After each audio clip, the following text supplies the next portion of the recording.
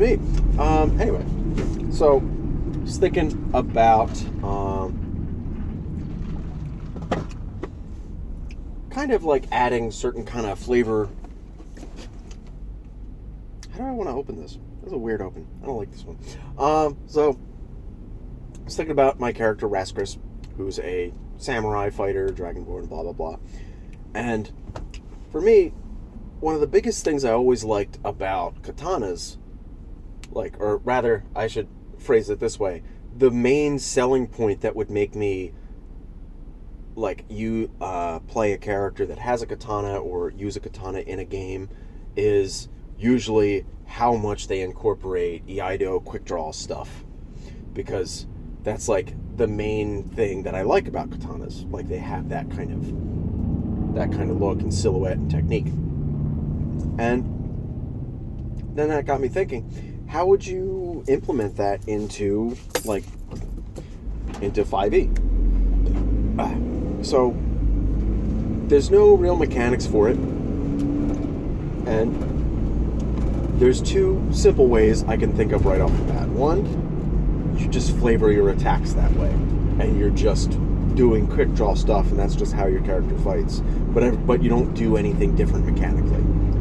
That's fine. That'll work. Nothing wrong with that. Or something that occurred to me after I started thinking about it, like a more complicated mechanical way to do it. The samurai's fighting spirit ability, just have that be Iaido Jutsu type thing, where when they activate fighting spirit, they sheath their sword and attack that way for that turn. So it's like your character's trump card or secret technique or whatever you want to call it, and they can't do it all the time, and you still get some sort of mechanical benefit for that kind of style because you're attaching it to something else. But let's say you want to go even further and make it even more impactful mechanically and more friggin' complicated. So I thought of another two different ways you could do that. So first, what would this Iaido style mean? What would it accomplish? Would it just be is it just bonuses to your attack? Is it like a stealth thing? What is it? So I came up with two solutions. One, play into the whole test of wills thing that you see in a lot of samurai movies, like the standoff. Both of them are standing, both duelists are standing there with their swords sheathed. What the hell is this? They're both standing there with their swords sheathed, ready to go, and the first one, and then they make a move, and one of them dies. It can be that kind of thing. Or maybe and it's also similar to the whole cowboy thing. There's a lot of similarities between cowboys and samurais that I never really realized until recently, and watching videos, people talking about it and how similar they are. It's really strange. But that kind of whole standoff mechanic. Both. So you could take that idea and make it some sort of contested check. Say when your character has their sword in a sheathed state,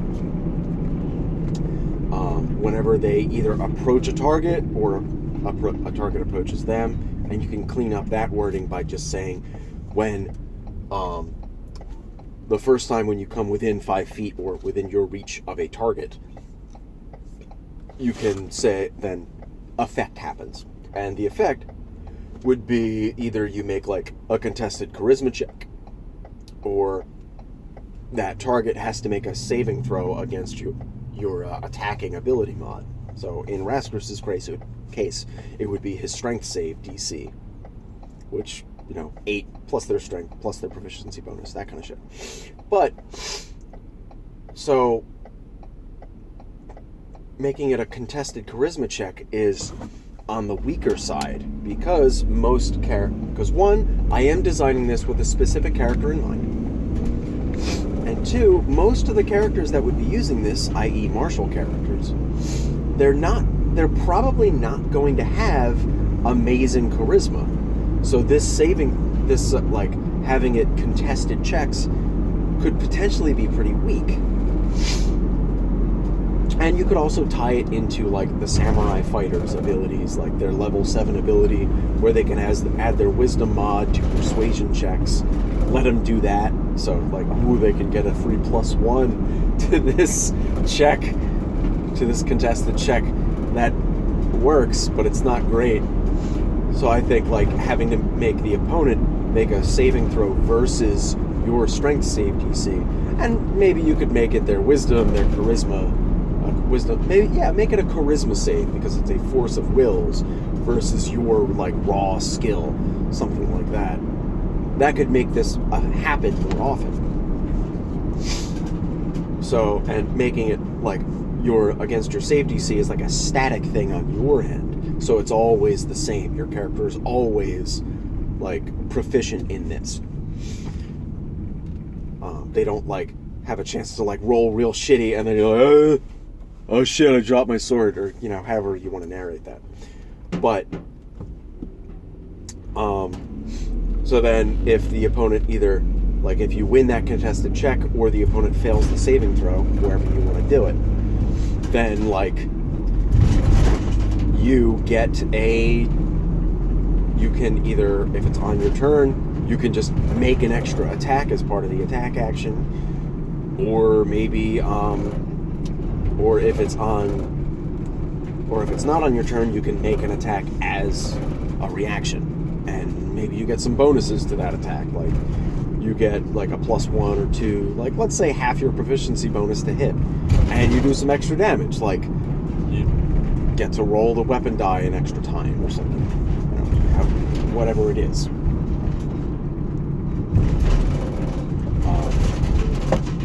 So you can make that extra attack with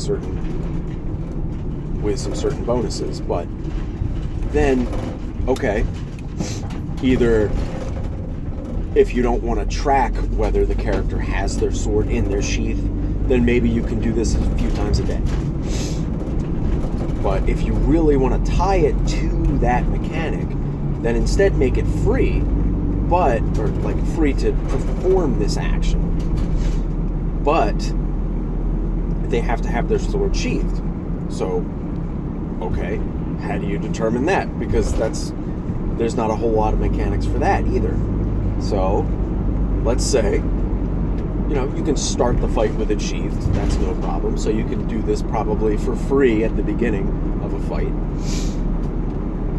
Then, let's say, maybe either as a bonus action, like, because you don't want to tie up your action, but maybe as a bonus action, you can sheath your sword, or you can do your object interaction. But if it's your object interaction,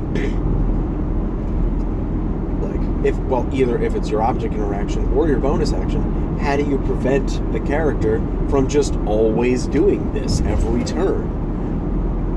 Maybe you don't care. Maybe you want to let them do that every turn for free, because maybe their character is like on the weaker side, or maybe you gave everybody else cool magic abilities and bonuses and feats, and you want to give this character something cool too. Or you can do something like, so it's a bonus action to sheath your sword that conflicts with bonus actions that character may have, like in the case of a samurai fighter. They've got second wind, they've got fighting spirit, they've got, that's it. Oh, well, this particular character does have a magic item, like a lantern that he can use as a bonus action, and that takes up his other hand. And sheathing your sword would take 2 hands, because you gotta hold the sheath and do that. So, if you don't have a free hand, you can't do this as whatever action you determine it requires. So maybe, you need 2 hands, and then it requires a whatever action. But maybe you can't, you can only do this on a turn where you either don't make any attacks. 1, you have to make it at the end of your turn. you can't have made any attacks this round, or this turn. Sorry, not round. Or you can only do it when you kill something, because that evokes that great image of slicing through a target, flourishing your blade to knock off the blood, and sheathing, and then the opponent falls. You get that nice image built into that mechanic right there. Or maybe you can just do it whenever, but if you do it, you provoke opportunity attacks from creatures within 5 feet of you, or that are that have you in their reach. So if you're fighting something and you go to do this, you provoke an attack from them. That could work too, but I kind of like the first solution, where you can't do this when you're actively engaged with someone. So, or maybe both of those. You can only do it if you kill something, you can't have made any attacks that round, or if you kill something. You can do it in those two situations. So, like, either, you're fighting something, and then your friend kills the guy that you're fighting, so there's nobody around you. So you can then, approach some other target, sheathing your sword while you do it. So maybe it doesn't have to be at the end of your turn. Maybe it can be at the beginning. Yeah, at the beginning or the end. It can't be, like, in the middle. You can't move and do it. That's kind of semantics. It doesn't really matter. But you can do it at the beginning of your turn if there's no enemies around you. Or if you kill something, you can just do this for free or something. There's room to mess with those mechanics. Or if you want to, like, let's say you want to be a little less, maybe you want this to happen a little less, and you like the idea of this quick draw as just an opening move. That's all it is, only an opening strike, because, like Iaido stuff is more or less, it's a technique. It's not fuck. Just hit the curb a little bit. This is a really weird intersection. It's a technique. It's not a fighting style. It's not something you consistently do. This isn't a fighting game. So it's not something you consistently do. So instead, so it's not something you can keep doing over and over. So it's just an opening draw, or an opening kind of technique that you do at the beginning, and that's it. So maybe you can copy some other mechanics that are in the game that simulate that. Like, you can take the assassin's, whatever it's called, ambush, or whatever it is, where you get advantage on something that moves after you in initiative, or you can copy the Gloomstalkers on your first round of combat. You can make this extra attack that does extra damage. It's something you can do something like that, which I like less than that first idea. This is less complicated, but I like the more complicated version more. But for me, for Raskris, my character in particular, just making it the fighting style, or the fighting spirit bonus action, that's probably enough. I'd be totally down to get that whole quick draw thing as an ability, whether I would have to take it as a feat or whatever.